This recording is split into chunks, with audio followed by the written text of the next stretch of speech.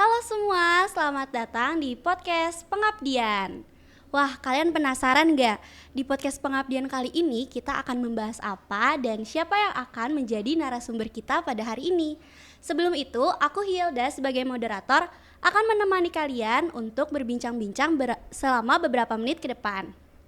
Oke, tema kita pada hari ini tuh sangat berkesinambungan atau sangat relevan dengan para mahasiswa peternakan. Karena kita sebagai mahasiswa peternakan pastinya masuk peternakan itu nggak hanya pengen jadi pengusaha ternak atau belajar lebih dalam tentang peternakan, tapi kita pengen kan hidup kita berguna bagi banyak orang. Maka dari itu, tema kita pada hari ini adalah peran mahasiswa peternakan dalam mengatasi potensi krisis pangan yang ada di Indonesia. Wah, temanya udah keren banget. Nah, yang pastinya narasumbernya juga keren banget. Udah ada Ece cantik di sebelah aku nih. Halo, boleh Cak kenalan ke teman-teman yang nonton? Halo semua, perkenalkan nama aku Alfania Putri Larasati, teman-teman bisa panggil aku Fani. Halo gitu. Cefani. Halo. Cefani apa kabar? Alhamdulillah baik, gimana ini moderatornya baik? Puji Tuhan baik juga. Alhamdulillah. Cak, kan Ece tuh dari angkatan 2020 dan aku lihat CV Ece itu udah banyak banget loh pengalaman-pengalaman yang Ece punya. Nah, kalau boleh tahu sekarang ini kesibukan Ece apa aja nih?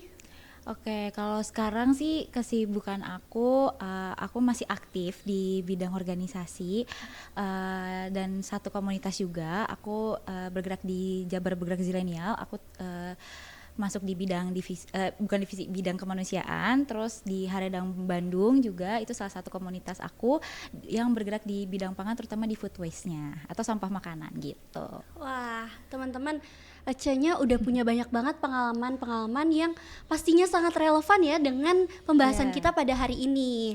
Nah, Ce, kan kita mau ngebahas tentang krisis pangan. Kalau boleh tahu dari Ece-nya sendiri, menurut Ece, krisis pangan itu seperti apa nih, Ce? Oke, mungkin krisis pangan yang sekarang mungkin banyak banget gitu ya jadi pembahasan atau topik di Indonesia tuh, menurut aku tuh krisis pangan tuh kayak salah satu dampak dampak kekurangan produksi pangan di Indonesia yang akibatnya tuh bisa dari entah krisis iklim atau dari pendistribusian ataupun dari sektor sosial, politik atau apapun. Nah itu sangat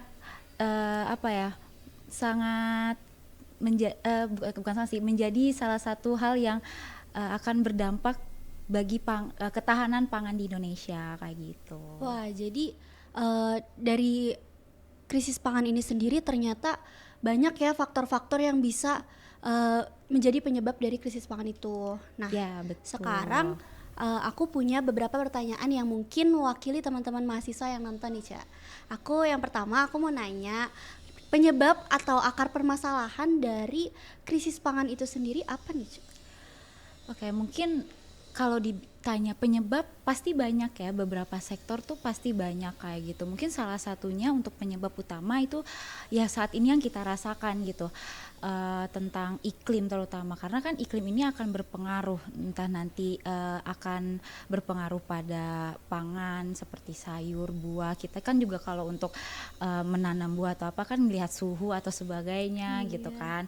Itu krisis iklim juga. Terus akar permasalahan yang sekarang tuh kayak lahan-lahan mungkin udah banyak dijadiin infrastruktur sehingga kita mencari lahan tuh kurang gitu. Misalkan ya kita mau nyari lahan ternak yang cukup luas aja tuh sekarang mungkin udah susah gitu ya, apalagi untuk kita sekedar untuk entah mau menanam apa sebagainya juga masih sulit kayak gitu, karena ya udah beralih fungsi lahan-lahan tuh seperti itu. Terus mungkin juga akar-akar lainnya entah dari regulasi pemerintah dan lain-lainnya juga itu menjadi salah satu faktor gitu ya dari penyebab krisis pangan saat ini. Cuman yang mungkin aku tekankan di sini mungkin iklim itu yang menjadi masalah utama juga gitu.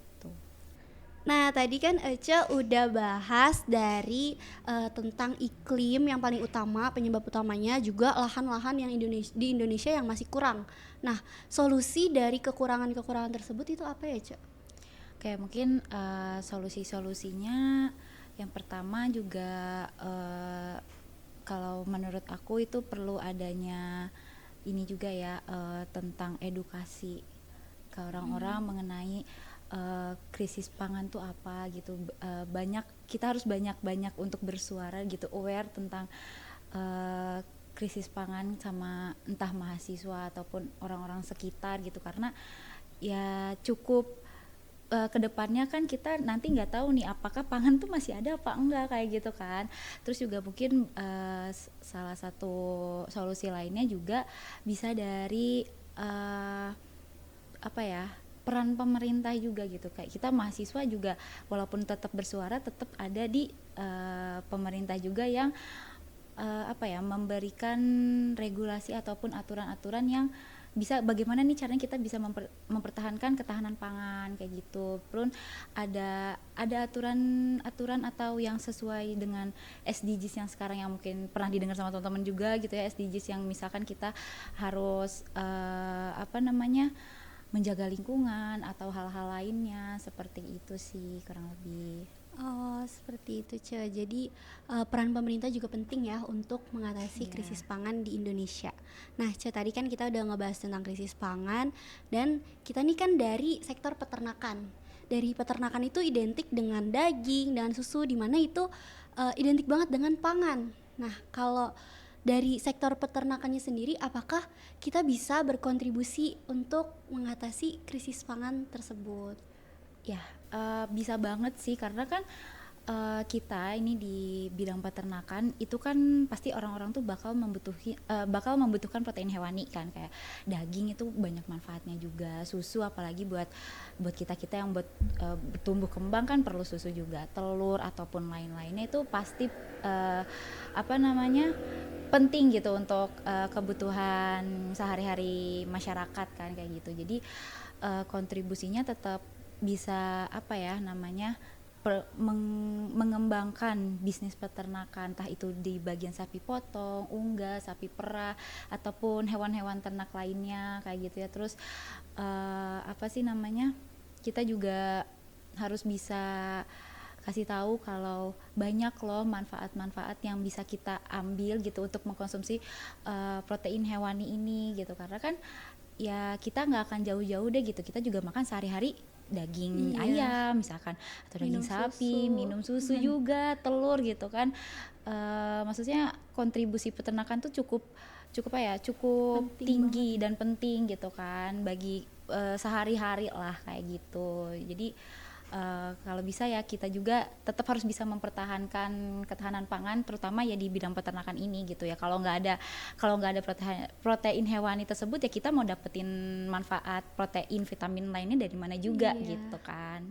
Jadi Ya. penting banget ya teman-teman, bidang peternakan itu buat mempertahankan pangan di Indonesia, karena kita tuh punya banyak banget hasil protein ya, Ce, buat memenuhi gizi di Indonesia. Nah, tadi kan udah dari sektor peternakan. Sekarang kalau dari mahasiswanya, Ce, kan sekarang banyak banget maba peternakan, mahasiswa-mahasiswa baru peternakan yang mungkin bingung, masa aku baru jadi maba, seperti aku sendiri aja, aku kan maba. Nah, masa aku baru jadi maba udah berkontribusi buat orang atau bahkan buat negara gitu kan. Nah, menurut Ece, emang kita sebagai mahasiswa atau mahasiswa-mahasiswa baru peternakan itu bisa juga nggak sih buat berkontribusi mengatasi hal krisis pangan? Oke, peran mahasiswa menurut aku juga cukup penting ya, karena apalagi di era sekarang yang mungkin bisa dibilang kayak Gen Z ya atau lain-lainnya gitu. Itu penting sih menurut aku untuk kita bisa berkontribusi dengan cara apa? Ya bisa dengan kita edukasi mungkin ke orang-orang, edukasi tentang ya sesimpel mungkin untuk kita bisa sharing lewat sosial media yang ya sosial media itu gratis lah gitu ya istilahnya, kayak kita bisa share apapun ilmu yang kita punya gitu ke teman-teman kalau tentang krisis pangan tuh bahaya loh untuk kedepannya jika kita tidak bisa mempertahankan pangan ini gitu kan ya.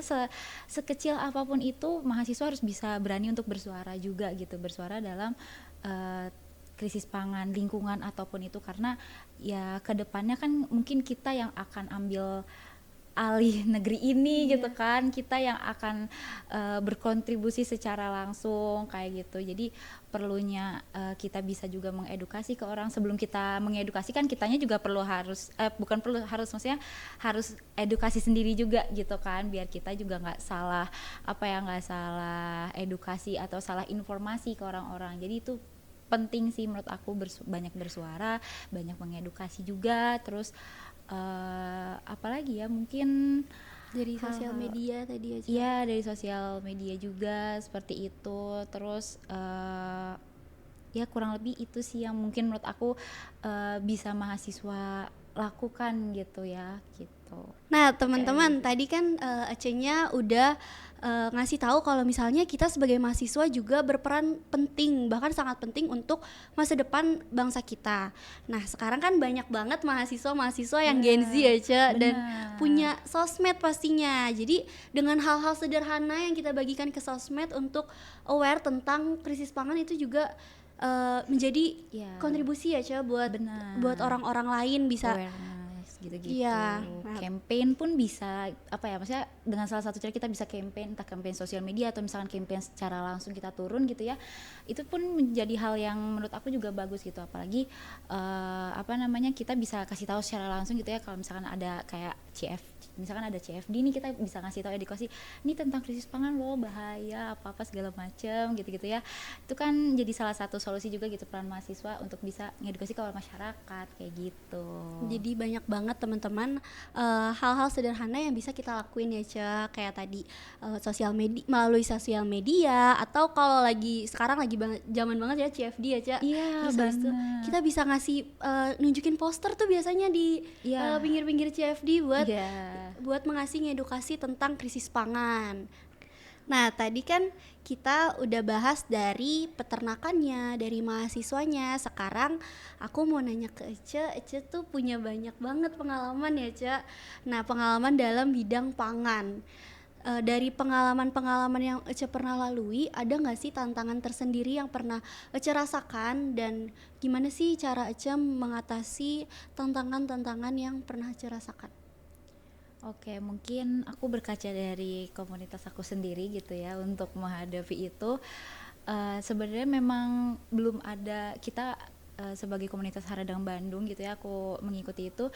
Tantangannya memang pasti banyak ya, kalau untuk turun langsung kita aware banget krisis pangannya secara langsung memang masih sulit gitu ya. Tapi tetap dengan dengan cara-cara yang tadi aku bilang sebelumnya gitu ya, dari solusi entah kita melakukan awareness atau campaign, itu menjadi pengalaman aku untuk bisa aku dan teman-teman untuk bisa ngasih tahu gitu, dan sharing bersama gitu mengenai si krisis pangan ini kayak gitu. Jadi kalau tantangan sulitnya juga pasti nggak semua orang bisa langsung memahami tentang krisis pangan itu seperti apa, tentang hal-hal lainnya, lingkungan atau sebagainya, pasti banyak yang bingung gitu ya. Itu sih menjadi salah satu tantangan, dan aku pikir juga gimana lagi caranya nih kita bisa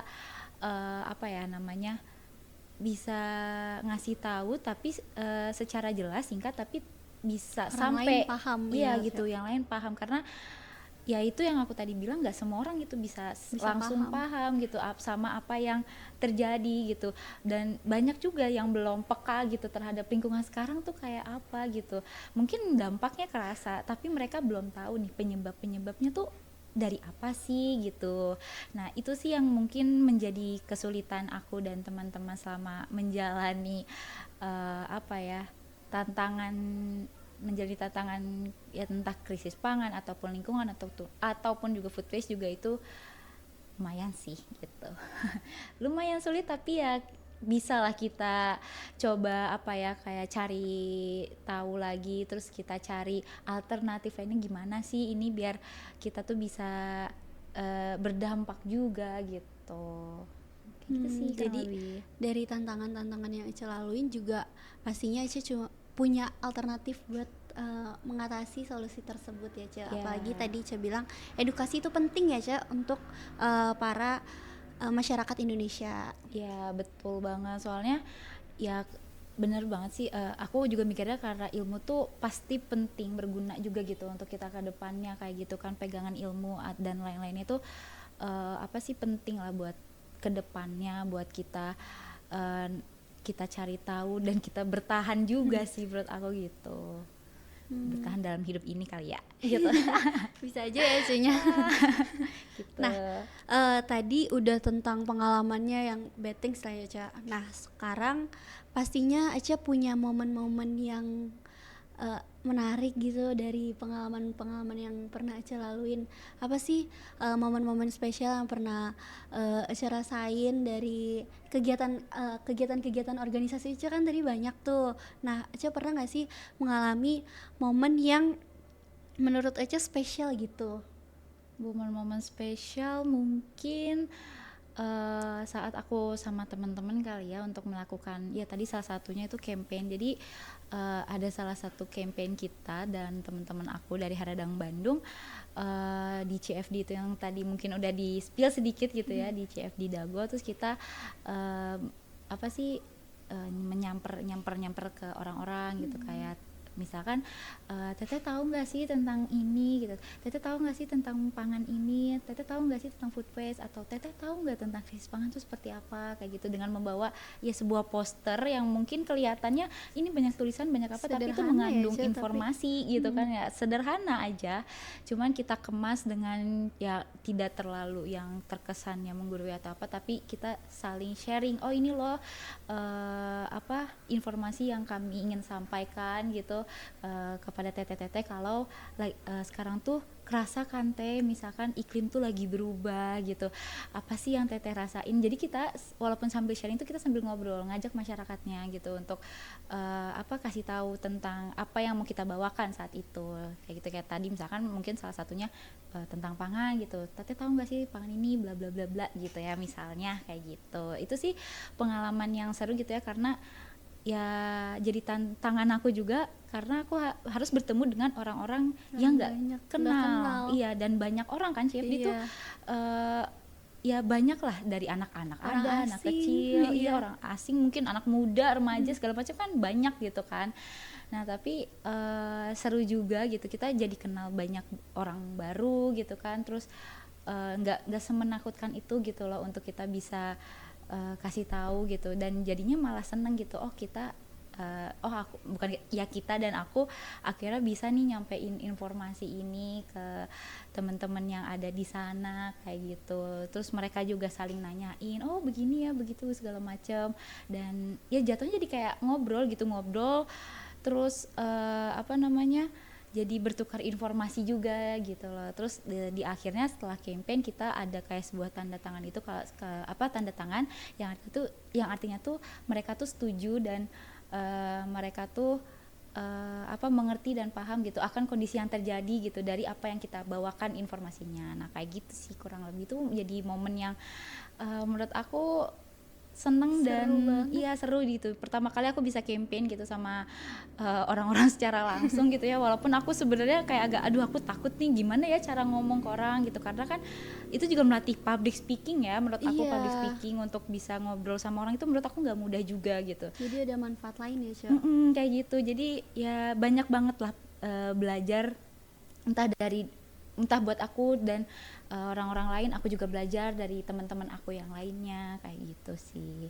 Wah, jadi dari CFD aja Ece-nya bisa menyampaikan tentang krisis pangan, dan itu seru banget sih kedengarannya ya, Ca. Terus bisa ketemu banyak orang, bisa belajar buat berbicara dengan banyak orang, apalagi di CFD itu nggak cuma anak-anak remaja, terus habis itu anak-anak, pasti ada orang tua juga, jadi kita harus nyesuaiin juga ya cara berbicaranya. Betul. Nah, jadi belajar juga ya, Ca, untuk berbicara sama orang lain. Banyak banget ya, Ca, manfaatnya.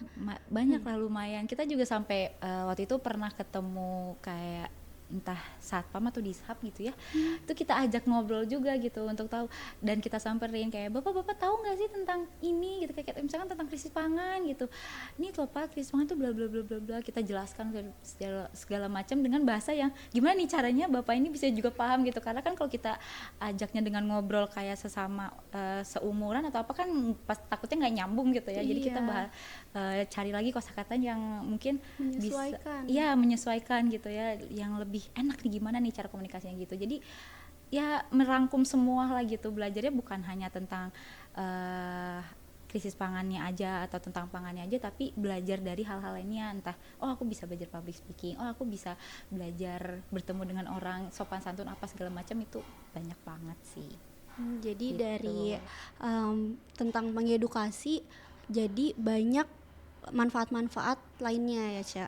Wah, seru banget ya sharing-sharing sama Acenya, tapi sayang banget waktu kita udah singkat banget guys. Padahal kalau kita lanjutin, aku sama Acenya bisa ngobrol sampai besok ya. Nanti mungkin kita bisa ngobrol lagi kayaknya di balik layar kayaknya ya.